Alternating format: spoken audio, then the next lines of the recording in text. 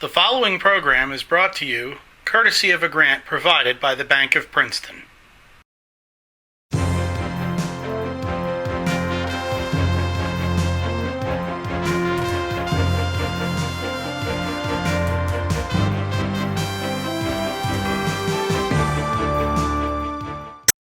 To focus on. I'm Lou Gold, and this week my guest is Dr. Richard Baza, who is the Executive Director of the New Jersey Association of School Administrators. Focus On will be a weekly series devoted to interviewing key individuals in the various fields of education, business, banking, higher education, government, and various topics of interest to the general public. We hope you find that this series will be informative to you. As we have different subjects come to light our way, we're going to try to bring you the best guests we can so we can inform you about what is really happening behind the scenes as well as what you read daily in the newspapers. So Rich, thank you very much for coming on. It's my pleasure to be here. Thank you. Well, I think it's great. I know that you've served as a Spanish teacher in Long Branch, that you've been superintendent of the state's Katzenbach School for the Deaf. You've been a superintendent in Montville and Berkeley Heights. You have run the Academy for Teaching and Learning in Far Hills, and recently you served on Governor Christie's transition team for education. And I know you were on the initial shortlist for education commissioners. One of the first things I want to ask you, something that the transition team didn't propose, was that the recent salary cap proposed by the governor for superintendents. And it's met with different opinions as far as whether New Jersey superintendents are really being overpaid, or this is just a reaction to a few who got excessive pay. And so I was wondering if you could just comment on the salary cap as well as the vacation and sick time limitations that have now been imposed recently. Sure, I'd be happy to do that. Actually, the transition team first talked about capping the salaries of all employees in the state because they saw what was coming with regard to the economic downturn and thought that was a good recommendation to the governor to consider controlling expenses. But we never thought it was going to come down to one job where a salary cap would be established. And so we actually have some questions about the legality of that, and our association is challenging it. We think it's bad policy to take a look at one position. We think it's important to take a look at administrative costs and see how they fit into the district. But there are a whole host of problems with it. The costs in South Jersey are very different than the costs in the New York market, in Bergen County and other areas. We're also seeing that there's really no differentiation with regard to the kinds of challenges that districts face. It's based solely on size. And so if you're a superintendent of a district that has one student above the cut and I have one below the cut, then the salary difference doesn't seem to make a lot of sense on that kind of criteria alone. So I think my biggest concern is that it's creating a disincentive for great young leaders to want to become the chief education officer of their school district, because there's a disincentive with regard to pay, with regard to benefits. And so if you stay as a principal or you stay in another central office administrative position that is not affected by the caps, your compensation can actually be more. So I don't think that's a good policy. We want to find a way to get the best leaders into the places where the most difficult challenges are. And I think we need a better thought out policy than that which has been put in place by the governor so far. Okay. Another one of the initiatives that the governor and the education commissioner, now acting Commissioner Cerf, have been pushing are charter schools. And there's been a record number of charter schools that applied for and received approval this year. And there's been a lot of concerns about establishing charter schools in certain areas where school districts are high achieving. And there's also been some concern about whether or not charter schools are basically doing everything that's being asked of them. So right now, having looked at the charter legislation and knowing the restrictions that and the restrictions on education and pay restrictions, I guess my question I want to ask you is, number one, charter schools, are the public schools doing the job? Should they be only be operating under limited conditions in certain areas where public schools aren't doing the jobs? Should there be taxpayer approval of new charter schools when they start up? And should there be a right for Board of Education, since it is their students going to the charter schools, to have some input and say in the governance of that charter school? Well, you've raised several important issues that are really coming to the forefront now as we're sitting here having the conversation.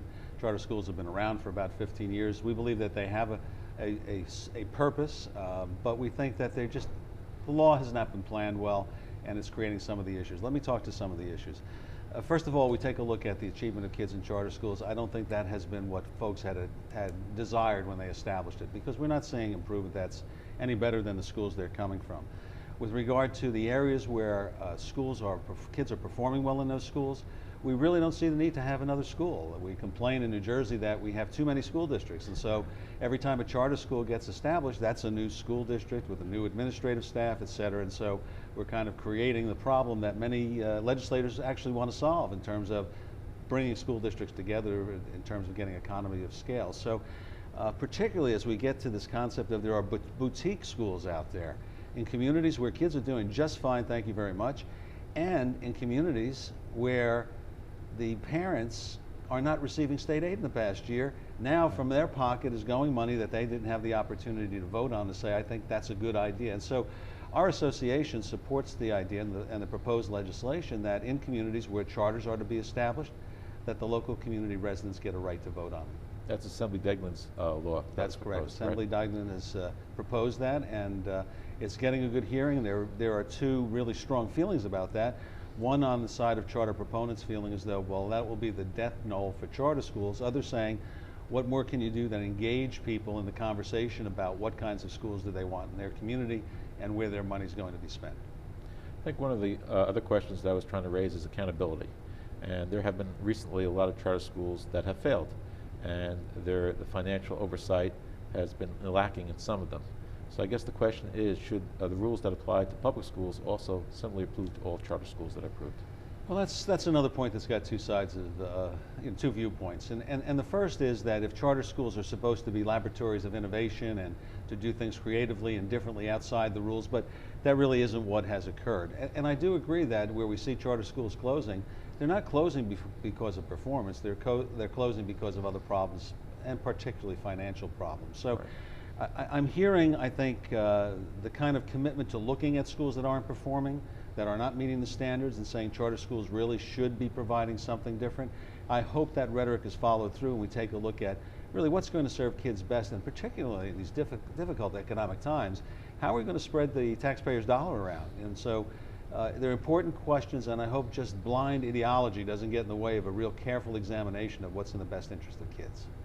I know a lot of times we have had many charter schools in various areas. And a lot of times parents will think that the charter school will provide a better education, and that if they go there, their scores will be higher. And there's been mixed evaluations of that, whether or not the research has shown that charter schools doesn't necessarily make your student a better student. And Well, so I was just wondering your thoughts Well, there's a about lot that. of discussion. I mean, Yeah. certainly in some areas of our state and also around the country, there's a desire to get out of a school system where even perhaps security and safety may be a problem because of the neighborhood. I think one of the things that we really fail to take sufficiently into consideration is that we can't take the school out of the neighborhood and the community that it serves. If it's an area where there's high crime, high poverty, high joblessness, we've got a whole different set of problems and issues there that kids and parents are facing. And so we tend to think that in some conversations, and not all, but in some, that the school can solve all of those social ills just by having a different environment, or saying that, gee, this competitive business model will work better if we put it in place. I think that's too shallow of an examination or a viewpoint on how schools should be. I like when people say that we just want to get the most effective schools, whatever form they are, but I think we have to put it in this balanced examination of how are we paying for it, are the results there, Right. and are they not? In some cases they do well, and many others they do no better or worse than the community schools from which they pull their students. Okay. I think just transitioning for a second and talking about state aid. I know recently there's a Supreme Court decision that we're awaiting, imminently, about that's going to come down from the court about the apportionment of state aid to all public schools in New Jersey, and that there has been a review of that and the recommendation to the Supreme Court. And Governor Christie has gone out and said that, depending on the Supreme Court's decision, he may or may not support that decision. And a lot has been said and written. Now, whether it's that's all just bluster or not, I guess my real question to you is, what do you think the impact will be is if the Supreme Court says you have to reallocate the aid? Well, let's talk about it. I wouldn't want to be in the governor's shoes. I wouldn't want to have to say we've got this limited pot of money and we've got to decide where it's going to go. Having said that, we do have a funding formula that was developed, and it was developed with support of both sides of the aisle, Democrats and Republicans. And the concept was find out what the needs of kids are, and let's put the money where those needs are. So if you're in a community where kids are limited English speakers in great numbers, where there's high concentration of poverty, where there are all kinds of security issues, where there are a high degree of special education services. That's very different than a situation where you don't have those circumstances and therefore we don't need that money. So through expert testimony and examination, through review of research, the state developed this formula that was wholeheartedly endorsed but only fully funded for 1 year. And so now it's on the bench of the court. And looking at the court, there's so much rhetoric around what the judges may say or what they've done in the past. I think their job is a simple one as we take a look at the judicial branch. Their job is to take a look at what the law says and to come up and render a fair decision about what it's supposed to do.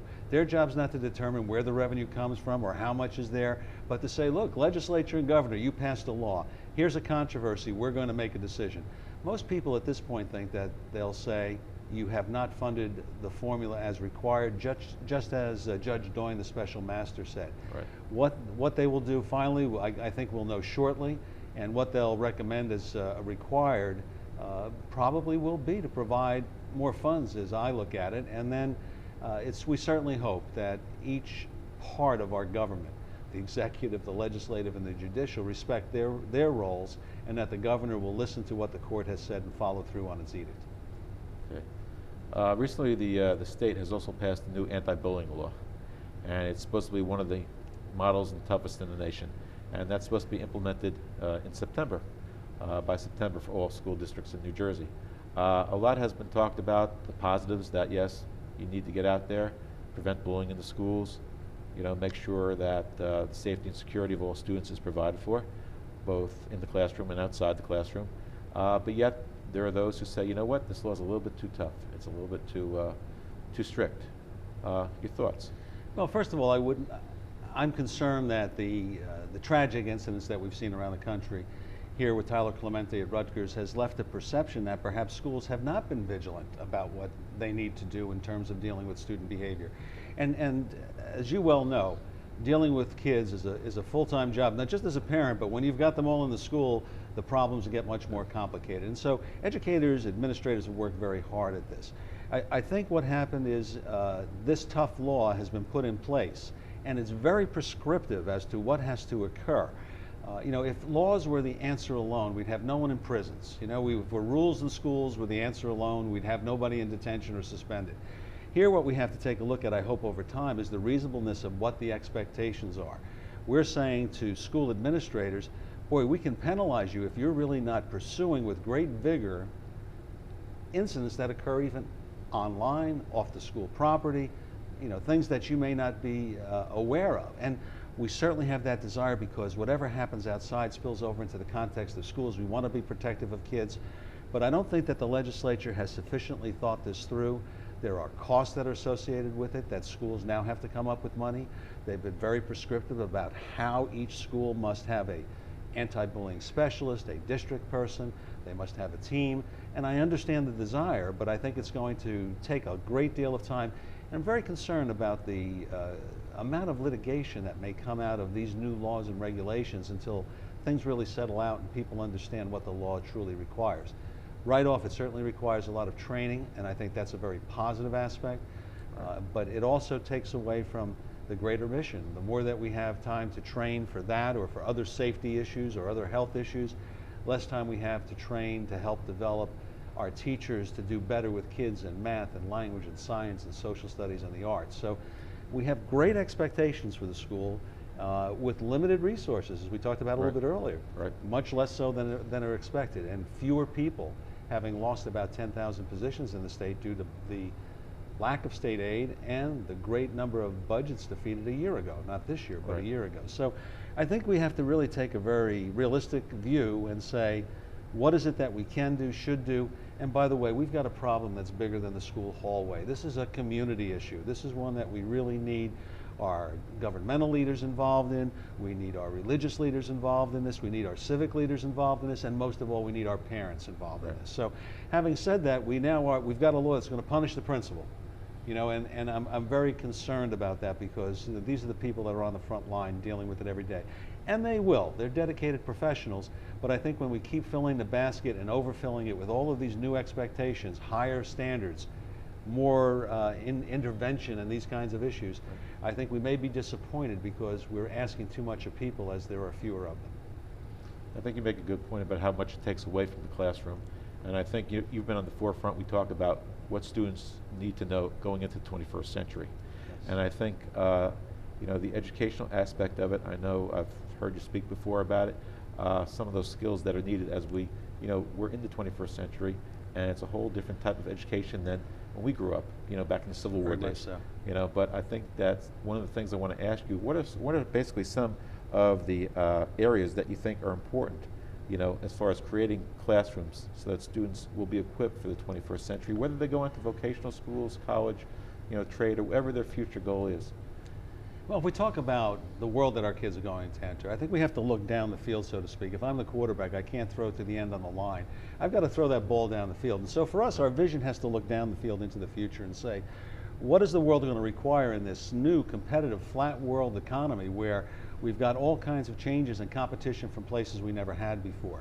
Here's what we know. We know for our kids in the future that they're going to have to be more creative, they're going to have to be able to solve more complex problems, they're going to have to communicate in different ways and in more complex environments. That's going to be the edge for our kids as we get into this competition. And so we see all of the routine kinds of jobs, the repetitive kinds of jobs, going out to other nations where they can be done much less expensively. We need to have kids that are problem solvers. And here's the scary part. What we've seen since about 1990 or 91, our kids, especially going through the middle school level, their levels of creativity, as tested by the Torrance test, are dropping. They're dropping when they were continuing to rise over many years. And in countries that we want to be like, who are now at the top of the pile of achievement, right, they're doing things differently, and their creativity scores are going up. In fact, places like Finland and Korea are doing less testing or almost no testing and investing more in their educators to be able to know their craft better and to practice it and to guide kids' future. And so I'm very concerned about our relentless pursuit of testing everything we possibly can. I think it takes away from looking at the picture of the whole and what things are going to be down the line. And in fact, it may not be in the classroom. It may be outside the classroom, not just there alone. So we have to take a look at how we're going to integrate kids and help to develop those skills. And I wouldn't want anyone to believe that that suggests that having the basic skills before you have the higher order thinking skills, of course they're important. Right. But we've got to get kids ready for a world that we can't even pursue. I joke about, my father was the Mac machine when I was a kid, and he was closed on the weekends. The world's very different now, right, and I think we have to anticipate it. Okay, appreciate your thoughts on that. No Child Left Behind. Yes. We're coming up to 2014. All students, in theory, are supposed to be 100% proficient at all levels regarding of their disaggregated groups, whether they be, regardless of their race, ethnicity, socioeconomic status. Federal government has been talking about a lot of modifications and revisions to it. What do you think the future holds for No Child Left Behind? Well, I like to call it No Child Left Untested. I think in this situation, I was pleased to hear the President say a few weeks back that he thinks we're doing too much assessment, too much testing, and that we have to take a look at things differently. This is, having said again in a very short phrase, No Child Left Behind is a wonderful goal, but not a realistic one. We're never going to have 100% of the kids meet the standards, certainly the kids that have the most difficulty in learning. We need to look at this differently. I like the idea of having kids ready for careers and college, world of work. I like looking at alternative assessments. I like the idea of involving more technology in those assessments that gives us more rapid feedback. But let's make sure rather that the assessment is just not of lower level skills, but that we're trying to address these complex behaviors that our kids are going to have to survive in the world ahead of us. And do you think we're going to be able to do that in the future? I do, but I can tell you right now, as we take a look at the states that have won the Race to the Top right, grants, and as we see the different consortia that are developing assessments, they're beginning to realize they can't do this on the very aggressive timelines that have been put out there. When we talk about the assessments being online, we're starting now to get down to the very basic problems of, gee, is there enough electrical power in the school? Is there enough computing equipment? And can we right, do what needs to be done and provide the feedback? So I think you'll see things slow down, but I don't want to see us abandon the goals of being able to, approach teaching and learning with a 21st century purpose, not a 19th century purpose. Well, in talking about student performance, I think one of the things that is now being bandied about is new evaluation models for teachers. There's a tie-in basically that student performance, student test scores should be tied to teacher performance, and their evaluation should reflect at least 51% of that. And so there's a lot of argument going back and forth on this as to whether or not test scores by itself are indicative of student performance, or whether there are other factors that should be considered. And I was wondering if you could just share your thoughts on the latest models that have been proposed. Well, I had a thought as you were saying it. I think 51% came down as the 11th commandment on a tablet from the hill. We're not quite sure where that came from. But, right. I'll tell you what we believe. We believe it's critically important that the work of adults be tied to the performance of kids. That's the basic concept, but it certainly gets much more difficult after that. We know in looking at this that there is no reliable way to do that right now. We're looking for a quick and dirty measure, and I'm afraid, again, it might be of the kinds of low-level skills and outcomes that we certainly have to have as a basis, but not for the future. So we need to look at this very carefully. In fact, the federal government, through the Race to the Top program, is putting $4 billion into this to examine how do we recruit leadership and teachers, how do we compensate them, what is it that we look at in terms of looking at students' performance. And so we've got a tough job. The Gates Foundation, hundreds of millions of dollars in 4 sites around the country. And so I think we don't want to be impatient and all of a sudden assess the wrong things and try to tie. We know now, for example, where we've seen these what are called value-added models, about a third of the time they'll take a top-level teacher and rate them as low, and vice versa. So I think what we have to be careful is that in our haste to get there, that we do it in a way that really is going to have outcomes not that we want. And in no way is that meant to suggest that we shouldn't proceed along. I understand now the department is beginning to look at pilot programs. I think that's a great way to start. Let's get some feedback, but it's kind of like high stakes testing for kids. We've got to be careful that it doesn't become a disincentive for even young teachers wanting to come into the profession. Very concerned about the general atmosphere surrounding educators right now, which isn't as popular or as positive as it used to be, having a greatly negative effect on young kids who might say, well, gee, I think I'll choose another profession at a time in which we're trying to really get the best and brightest. And that's what places like Finland do. They really support kids in their education. They require master's degrees. They place it up on the level of physicians and others who are well regarded, and they practice their craft well, and they get the kinds of results that I think people here in the United States would like to see. By the way, not too dissimilar from what we do in New Jersey. No. We're among the country's leaders. No, we do. We are. We do a good job. Sometimes it doesn't get the publicity, that it should. And talking about attracting people into the profession, of teaching and being administrators too. As you said, less and less people want to be administrators, not just for the pay, for the time involved. People love teaching, but also attracting the young students into teaching, into public service, and the call to public service that goes all the way back, to Kennedy and beyond Kennedy, the call to public service. So what can we do now, given the models that are out there and students are looking at, and it seems that education is taking a little bit of a beating right now, and students may be shying away from teaching or education as a long-term career, and say, what, maybe I'm going to try to get a job even in this tough market, this tough economy right now, in something other than education. How do we attract, young talent? Well, I think this goes beyond what we do as educators. I want to suggest that the governmental leaders, the political leaders of our country, we've got to get past these sound bites of, we've got to get rid of the worst teachers. Let's get rid of the worst teachers. Nobody disagrees with that, but we're talking about such a minority of who's in the teaching profession. And that degrades the profession, because that's the overriding message. As I talk to educators, teachers, administrators, others, they feel it. They tell me that the conversation has changed, whether it's at a birthday party or at the beach, that they see there's a great growing disrespect of what educators do in their job. That's certainly not an incentive for young people to want to get into that position. So we need to look at that. Then we have to take a real careful look at the high needs areas. We need to be supporting young people in their education in mathematics, in science in particular. We've had such difficulty in acquiring enough candidates there. And so we need to support their education, we need to support them in graduate work, and we need to say, finally, this is a priority. If we want different results, we need to develop the workforce to a higher level. Let's spend more time doing that than just saying, let's get rid of the bottom 10%. Right. I know growing up when the economy was very good, a lot of people asked me, why are you in education? Why are you an educator? I said, because I love it. They said, but the pay is terrible. I said, it's what I do, what I love. Now that the economy has turned upside down, and the private sector is taking, a hit, people are saying, why should public employees, teachers, or administrators get these special benefits? They should be like the rest of us when times are bad, but not when times are good. So I guess the question is, what model are we really looking for? And as you say, instead of looking at the 1%, of bad teachers who no one argues with, what can we do to really put out the perception that the 99% of the people who are in education are working their tails off and working really hard to make sure that the future is guaranteed in this country? No, let me compare this to another area.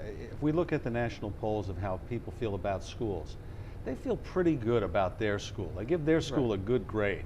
Not so sure about the other schools. Same thing's true about politicians. They give their congressman or senator a pretty good grade. They're not too sure about Congress. They're not too sure about the New Jersey Assembly or Senate, but they like their assembly person or their senator. Right. And so we've got a tough problem here. And I think we need to continue to address that in terms of the realistic expectations. We've got a proud record here in New Jersey. We want to improve it. We need to get kids ready for that new world that we're talking about. And so let's highlight the good things that we do. Let's take care of the problems. Let's do them in a more respectful way. Make some of the reforms happen that we need to. How do we get rid of poor performers quickly? It has to be done. But certainly let's build on the capacity we have. Let's encourage people. I don't know, this reminds me of the old saying, the beatings will continue until morale improves. And so right now I don't see morale improving. I think we need another path. That's fair. That's fair. I know the governor has created a new post in his cabinet, Secretary of Higher Education. Yes. And I know he's nominated Rochelle Hendricks, for that position, and she's awaiting confirmation. What do you think how do you think that position is going to work as far as, the higher education dynamic, the K-12 and higher ed dynamic? Well, it's hard to say, but let me say first, I think the governor's made a great choice in Rochelle Hendricks. I think she's a consummate professional and educator. She cares deeply about kids and has got a great record. And she's an articulate spokesperson, I think, for educators, and I'm pleased to see her there in that role. The power and the authority of the role, it needs to be looked at. I know the governor has a commitment to higher education, recognizing that when our kids leave the state to go to other states for their post-secondary education, they don't come back often. They stay where they go to college, and we don't want to lose those kids to our economy, the best and the brightest we want to keep here in New Jersey. And so we've got a lot ahead of us, I think, in that regard. And so the challenges are, literally from pre-K through the university level. And I think most people are beginning to recognize it's not just little different segments, but it's the whole education system, and we need to be looking at literally from preschool to postgraduate work. Okay. And finally, Rich, I know we're starting to run a little short on time, but I just want to ask you, what do you see as the vision, the future of NJASA, as we head in through the turbulent times ahead? Well, our mission is to really influence educational policy to get results for kids and to help produce great leaders. I think what we have to do is to continue our work in professional development, in helping our leaders to continue to gain the skills and to provide the leadership that they have to have as the chief education officer of the district. It's a critically important role. Our people work in communities where they run most often the largest business in town. They employ the most people. They bus more kids than the regular transportation system, and they feed more than the restaurants. This is a tough job besides trying to get at all those educational goals we've been talking about. So I think what we need to do is to help them to continue to develop their skills and demonstrate as leaders that they are lifetime learners, and help to restore, I think, the understanding of the community of politicians and the importance of the role of leadership and really the background that's needed in this world where we want education to improve, the background and understanding how teaching and learning works. Well, I want to thank you, Rich, for coming on the show today. I know you have a very busy schedule, and I appreciate your sharing your insights into education and what's going on right now with the rest of us, and hopefully it's been a very educational and informative session. So this is Lou Goldstein, thanking you for watching, and we hope that you continue to watch with us in the weeks ahead as we have other subjects and topics of interest coming your way. Thank you, stay involved, stay healthy, and see you next time on Focus On.